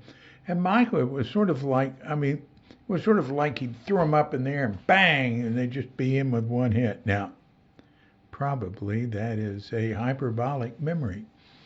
Another thing is that Michael did exquisite, very fine paintings, color paintings, very fine miniatures. Look, if you go to cuke.com, you can see an example or two of his art. Just write Sawyer in the site search box, and it'll go to their page. Ken, Elizabeth Sawyer, Michael Sawyer, Ken's brother. You can see more about them, about Back Porch Zendo. It's on Facebook. So here we resume our conversation with subject matter appropriate for the Cuke Audio listener. Well, Ken and Reb sort of love each other. I mean, they have kind of a mutual love for each other, and that somewhat got manifested around Michael's death because, Yeah. Ken would be at Green Gulch and Reb would be next door, and they would, stare into each other's eyes when Michael was dying. And Right after Michael died, I was there, and Reb, I can't remember who all was there, Emily and Reb and a few people, and Reb said, he was thinking about something to sing, and he said, "How about Old Man River?" By Paul Robeson sang that. Yeah. And I said, "Wow, that's cool." My father, who was a communist atheist, loved Paul Robeson. He loved his music and he loved his politics, and we grew up with him, So we all sat. We could remember the lyrics well enough. We all sat around Michael's body singing "Old Man River." I'm sure I've told you this story before, probably, but I love telling this story so much that the day Michael died, there were 8 of us, I think, in the room with him there at Green Gulch, and including Michael's grandson, Connor, Mitzvah's son, and he was 4.5 years old, and he wanted to be there. The older grandkids were around 10. They didn't want anything to do with it, but he didn't know anything about death, and he wanted to be there. Yeah. So he was there in the room, and Michael was as he was close to dying, chain stoke. And this thing that happens sometimes when people die, and they call it chain stokes, where it looks like they're dead, and you think that's it, and then there's a big gasp when they take another breath or two, and that happened a few times, and then finally it was obvious he died, and I'm sitting in the bed next to Michael and Emma on the other side. And Connor's standing on the floor, on the ground next to me. And he says, "Is Grandpa dead now?" And I said, "Yeah, he is, Connor." He jumped up in the bed. He tapped him on the forehead 3 times and said, "Hello there, anybody home?" People started crying. They were stroking Michael. And then the whole room just burst into laughter, That's so great. That's so great. Yeah. I another story around Michael's death was, I wasn't there, but I heard the story of people coming up, to sit with the body, and there was an announcement made after Michael died in the Zendo that you could come up and sit there and meditate with someone who'd passed on. And then so Emily was there. Were you there? Yeah, I was there. Ken was there and Emily was there, and this guy shows up and he's sitting with Michael, and everybody starts. So there were 3 or 4 guys sitting with Michael. Well, all of a sudden, people realize they don't know who these guys are. Like Emily. Somebody said, "Do you know these guys?" And Emma goes, "No." And what was the upshot of it? I think somebody, I can't remember, I think it was me, I'm not sure who said it. Well, the trail, the hiking trail comes down there, and somebody said, "Oh, I think somebody put a sign out there with an arrow that said dead guy." Well, they wouldn't have said it so crudely, but somehow these hikers got the message that they could go meditate with this dead person, so they did, and nobody knew who they were. Oh, wow, that is interesting. Clay and I, what year was that? Oh, well, let's see. I think that was that 11 or 12 years ago now? God, I can't remember. It was at least 11 years ago. Darlene died 10 years ago. Okay. So I bet it was 12. Yeah. 12. In June. It was so you're saying that Michael died in like 2000 and really? That recently? You're saying he died in like 2009? Yeah, I think it was 2008. It might have been 2008, either 2008 or 2009. Uh-huh. Clay and I went and sat with him while he was still alive, and visited him a couple of times, and sat with him afterwards. I remember, and I always, there's this thing about take the children away, anything around death or anything like that. I'm the opposite, man. Yeah. I remember when Arthur Okamura died suddenly of a heart attack, like walking a dog or something in Bolinas, the woman who found him said, "Well, the first thing I did was get the children away." God. Well, yeah, no way. Yeah. Opposite, lady. Uh, Well, Elizabeth can tell you another story about children and death around Alan Chadwick. oh, yeah, Elizabeth? please. Oh, I thought I already told you that. I don't care if you've That's already told me. What? okay. Uh, this was Alan Chadwick's death. And remember, Alan Chadwick came and lived at Green Gulch for a while and helped people garden, and then he got tired of everybody always running off to the Zendo. I was work leader when he was there. Oh, yeah. And he got so fed up with people's priority not being the garden, but he left. But I think when he got ill, I think that Richard reached out to him and asked him if he wanted to come to Zen Center to die. I mean, he was dying. Yeah. And he showed up with Acacia. Remember Acacia? Yes. She took care of him, and he used to call her Mimosa, which is like the botanical. He couldn't remember her name, so he'd say all these different names that are the same as an acacia, but not acacia. Oh. And one day she came. There's two parts to this story. One day she came to my room and she said, let's see, no, that's not right. Lou Richmond came to my room and said, Acacia's going to a Chadwick Society meeting this weekend. Would you take care of Alan while she's gone? And I said, oh, that's so funny. I just had a dream about Alan last night that I was driving him somewhere. So I did take care of him while she was gone, and he died on my watch. And I remember him, he used to be too proud to let a woman take care of his toilette, to help him with anything, and he was so crabby and irritable. And this is kind of the Alan Chadwick side of the story. People told me he was real critical and crabby, and he wasn't my teacher or instructor. I didn't know him, and I remember moving something out of his room, and as I was backing up with a tray, my foot kicked the heater, which was one of those little plug-in metal heaters, and it kind of made a bang, and he grimaced and sucked his air in like that. And I said, oh, I'm sorry. And he just looked at me and he said, it's okay. He said, I'm very, very critical of people, and I've been hard on people, and I've done this to this person and this to that person, and I've been, he was basically confessing to me of how mean he's been all his life, in brief. And I just, as I described it later, I just felt like some kind of power came up from the center of the earth and shot out of my eyes and my mouth. And I said to him, it doesn't matter. I mean, everything mattered, right? His apology was very important, but whatever this energy was, it came out of my mouth. I just said, it doesn't matter. And he started smiling and had some kind of a release. And when I told Acacia about that story, she said, oh, he hadn't smiled in months. And part of that story was I went and asked Mark Alexander, who was the director, could you get some men in here to help him, because he won't let women help him. He's too proper.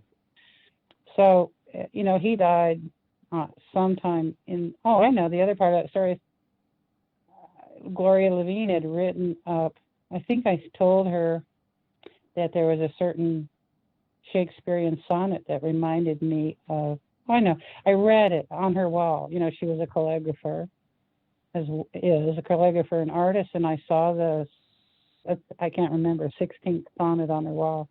And I read it, and it's about growing and grass or something like that. And I said, oh, that reminds me of Alan Chadwick. And she said, oh, take it. You can have it. So I took it.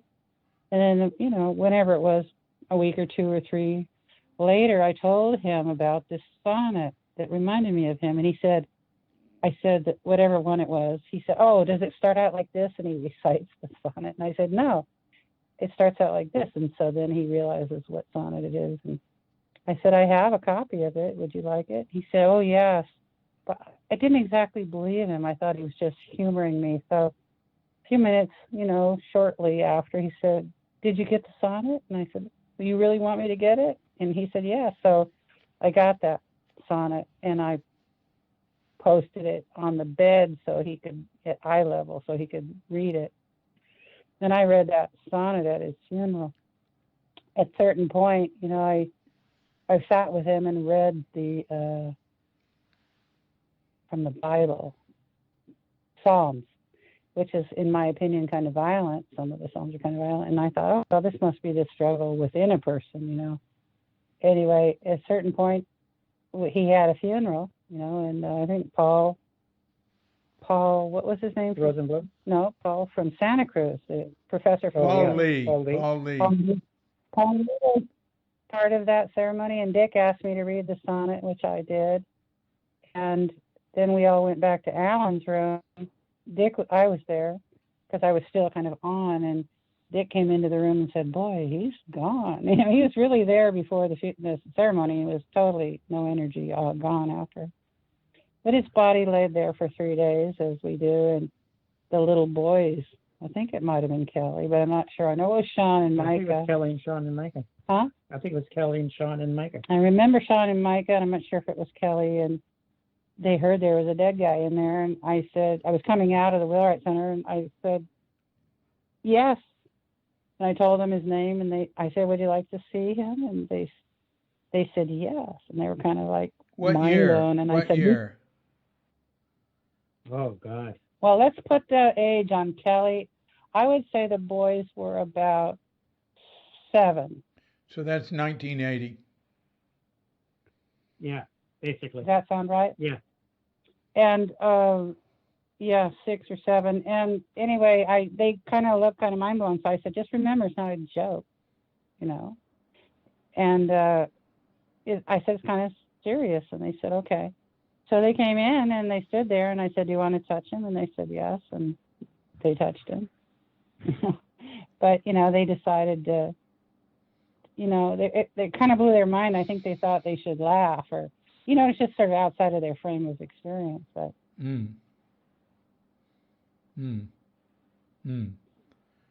Yeah. I have something to add to that. Okay. There was a seance at, I think at Crestone, after Dick Baker had left. Oh no, maybe it was before Dick Baker left, and Bill Thompson had already started the Lindisfarne Institute at Crestone. That was it. And Dick Baker was on the board, and so was Paul Lee. And there was a seance there that they had with some medium. And during the, now this is the way I heard it. During the seance, the medium said, I have a message from Alan Chadwick. And the message was how much he appreciated that sonnet. Oh, wow. Wow. Well, that's far out, because as I said, it wasn't my idea to read it at the funeral, but he was thrilled. He was so unhappy and grumpy and miserable, and he was mean to Acacia, and he was kind of grumpy with everybody, and as I said, he was delighted. And as I didn't even think he was serious, but when he asked me a second time. What I heard was he was, thank you for putting that sonnet on the wall, and just thank you for this sonnet. That's all I heard was thank you for the sonnet. And I heard that. I didn't know anything about it. I asked Acacia about it later. I don't know how I ended up asking her about it, but I think I did. Yeah, so it was a long time ago I heard about it. And she worked at Greens. Oh. When I worked at Greens, I think that's her, right? Yeah. And I might be getting confused with other things. Anyway, I remember that. Well, that's good. That's amazing. Who was at that Who was at that thing? I don't. Well, Paul Lee was on the board, and and Dick. I think it might have been Paul Lee. Okay. I could ask Paul. I talked to him. I did a podcast with him.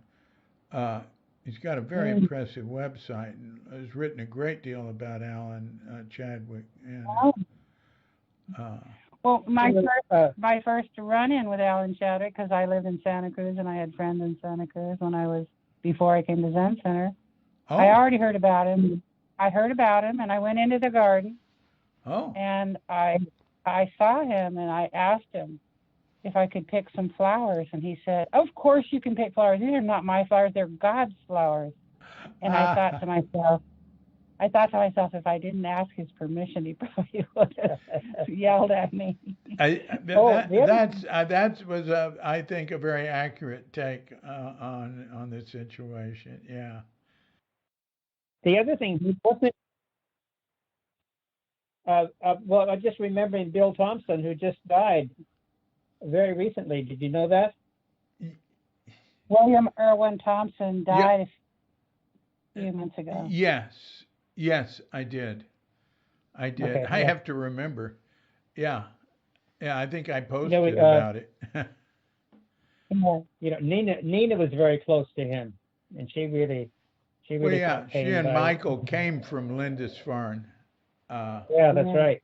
That's right. East Coast Lindisfarne, Long Island, I think. Yeah. Yes. Yeah, she said she was really stricken by that news, even more than she thought she would be. Hmm. Hmm. Hmm. So while Yeah. we've been talking, I looked up Michael Sawyer's death was in 2008, Uh-huh. Huh. and here it is on Cuke Songa News. Michael yeah. Sawyer died today at about noon at Green Gulch Farm, peacefully surrounded by family and friends. One thing I wanted to bring up with you, Ken, was your relationship with Shoto Arata, and I was lived next door to Sogenji in Japan for 3.5 years Yeah. with Elon, Yeah. and he was great to us. Oh God, he was wonderful. That was 88 to 92. When did you start having a relationship with him? How did that come about? Well, let's see. I sat. I think for 12 years, I sat 2 sessions a year with him. Although I think I might have missed a couple of those. And but that ended, a year and a little more than a year ago, because we sat at the September session, and then by the next February session, COVID hit. So I haven't seen him for about a year and a half. Uh-huh. But yeah, no, I love sitting with him, and maybe I was a little intimidated, being a Soto student all those years and going to this, story about this kind of Rinzai guy that I had no idea what I was getting into. But anyway, maybe the second session, I said to him, as a Soto priest, I know nothing about koans. So you want to give me a koan? And he said, "What do you want a koan for? You can burn yourself up 100% doing shikantaza. Forget about a koan." That's great. So that really sold me, So that I just continued going, Yeah. and I love sitting with him, and Chisan, his interpreter, his translator, was always there for Doksan. Well, they call it Sansen. Sanzen, of course, and at first I thought, oh my God, I don't know if I like the idea of having a translator, but actually she made it. It was wonderful. Yeah. She was so seamless or something in her translation, and in fact added a sort of feminine quality, Yeah. to the Sanzens. And so yeah, I really loved it. it didn't inspire me at all to take up Rinzai Zen or practice with the koan. I kept on doing my usual practice. But the other difference, of course, practicing with him was you saw him maybe 5 times in a 7-day sesshin, unlike the sesshins we used to sit where you'd have 1 or possibly 2 doksons. Well, So, I didn't particularly love his lectures. They were very traditional, and but they were fine. But what I loved the most was going to Sanzen with him. Yeah, And that's how I felt too. I really loved, but he gave Sanzen every morning at Sogenji, and every day later. I only sat in the morning, but sure, he did it every morning, and I only went say 3-4 times a week, but I loved it. I thought it was great. I really the liked whole thing him. was a little. The whole thing was a little gentler up there. For instance, they didn't have the people running like mad to get into Sanzen.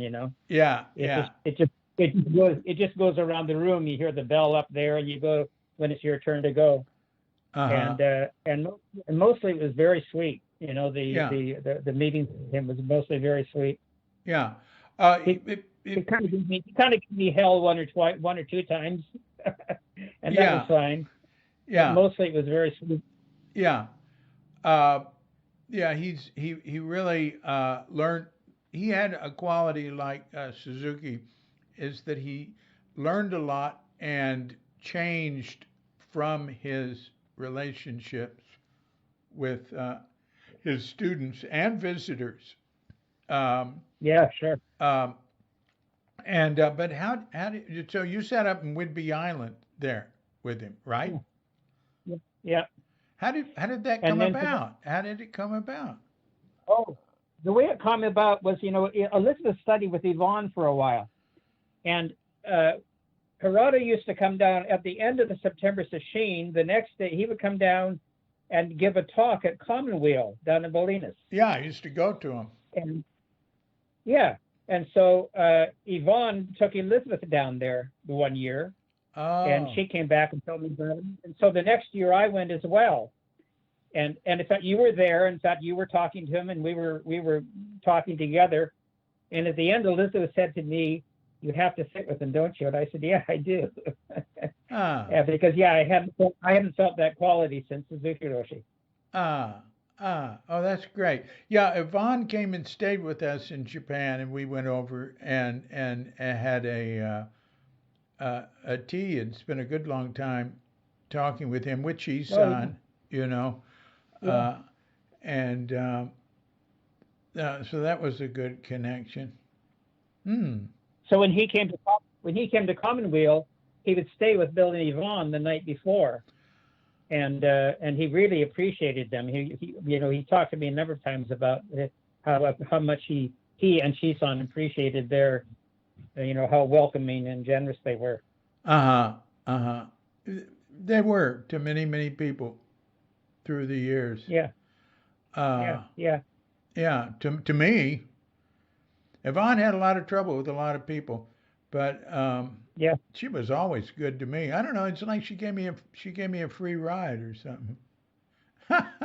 Yeah. Well, remember what she did for me? When I had that accident and I was in a hospital bed for 7 months, and she and Bill did a fundraising, and they supported me and the family for 7 months or 8 months. Oh yeah, wow.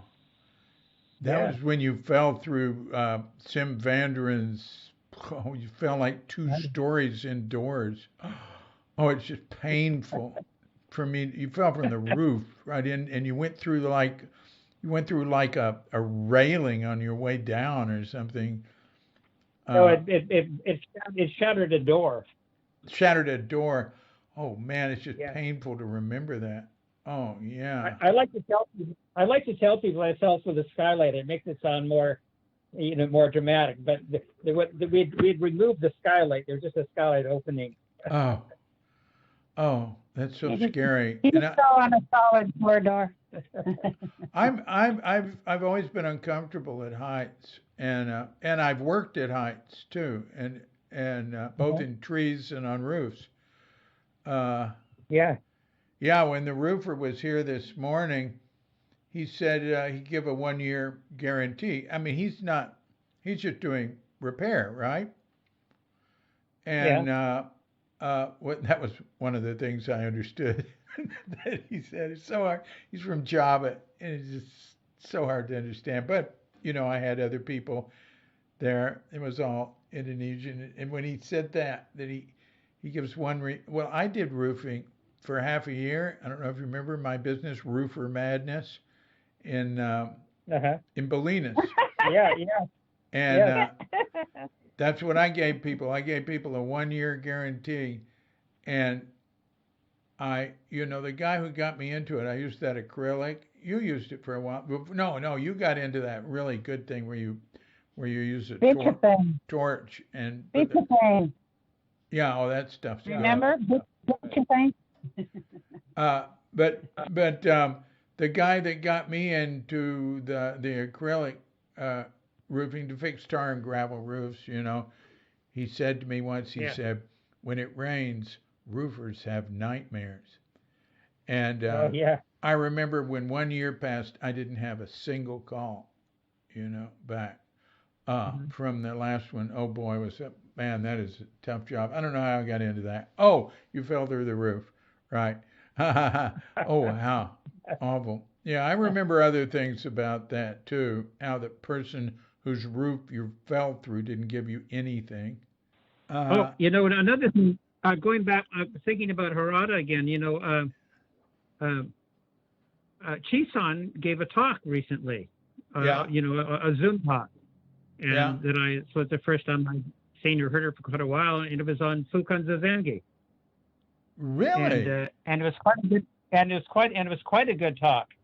And so I really enjoyed it because I've only seen her before as the translator. We're chatting with her occasionally, but he made her and one other fellow kind of what would you call vice abbots of the One Drop Zendo on Whidbey Island.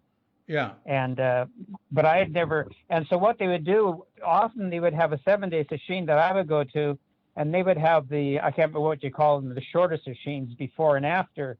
And for the last few years, she would lead the shorter sesshins, and he would be there for the 7-day sesshin. Yeah. But anyway, it was nice to hear that, especially that she was giving a talk on Fukan Zazengi. Wow, that is really something, huh? Yeah. Well, look, we've been talking for 2 hours and 43 minutes. Pretty good, huh? Well, I could go on for hours, but usually you can't get me to talk for more than about 10 minutes. Yeah, you're doing good. And I think, there's a lot that you all said that's all together. It won't be hard to edit. Like, just cut out the first 40 minutes. And, certain things, when all the stuff that wouldn't be part of it will be real easy to find. Do either of you have concluding statements?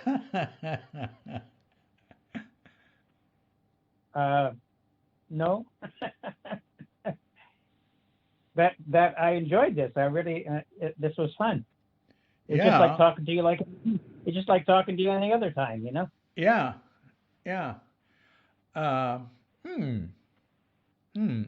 Well, thank you. Yeah, well, I'm glad you both came to Zen Center, and I did. It's really sort of defined our lives. Yeah. And and we've It's been been very 50 close. years. We've been A little more than 50 years, David. Huh? A little more than 50 years. That's right, and we've been very close all that time. I mean, That's right. You all were best friends of Daya and me, and Elin and me, and less so when I was with Liz, but we'd see you. I'd see you, Yeah. and then Katrinka and me again. So Yeah. you Yeah. We didn't see as much of her because it was much later on, but it was wonderful to well, we enjoyed all three of your wives a lot. four. Well, I told my Way Seeking Mind talk at Tassajara in 2012. Yeah, We each, I think it was on the day off nights, there would be an hour in the yeah. dining room, and three people had 20 minutes for their Way Seeking Mind talk. And I didn't give a Way Seeking Mind talk because I was hurt by something Steve Suzuki said to me about telling stories. He was just in a grumpy mood, and he was probably not well at that time, but he kind of uncharacteristically kind of snapped at me so that day when he gave his talk. And so I think I considered myself kind of a repository of stories about Suzuki Roshi and stuff. But anyway, that night I told everyone I've been chastened and I'm not going to give a Way Seeking Mind talk, but you may ask me questions with way seeking in mind. So the first person asked me, how did you and David Chadwick become the reason for the 6-month rule? And I said to her, I've already told that story. But she said, well, I haven't heard it. So I told them that you and I are the reason that Zen Center has a 6-month rule to Is this that day. right? Is that right? That's right. Did I used to know that? I've forgotten it. That does ring a bell. That's how long we've known each other. We can't even remember to be.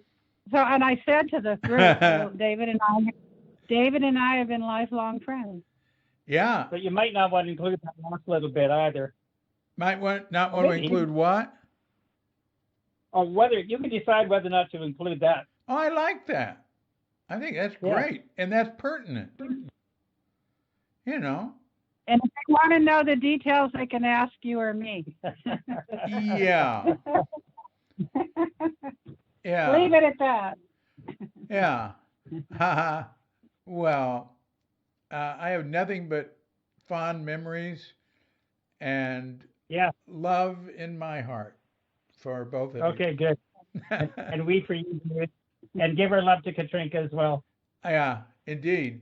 Say hi to Micah for me. Yeah, we will. Very good.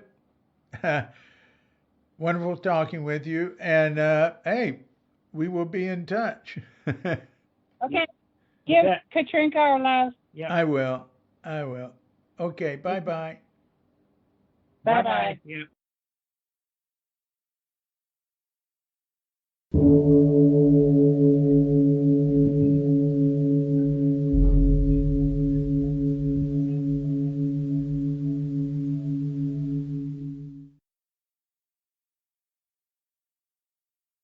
So thanks a lot, Ken and Elizabeth. That was great. Really appreciate it.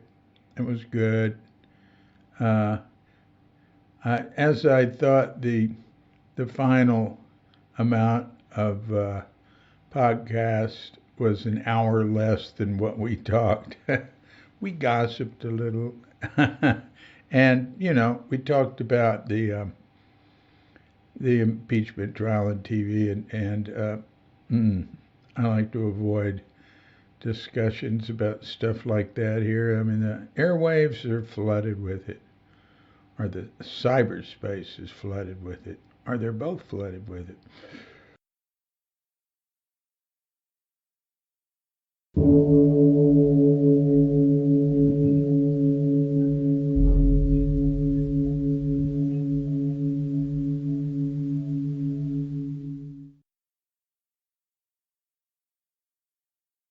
So until next time, this is DC Poobah of Cuke Audio and Cuke Archives, coming to you from Sleepy Sanur, with Dogga Bandita, Feline Cuchita, and dear lovely Katrinka. And we're wishing you, and yours, and all of us, a grand awakening.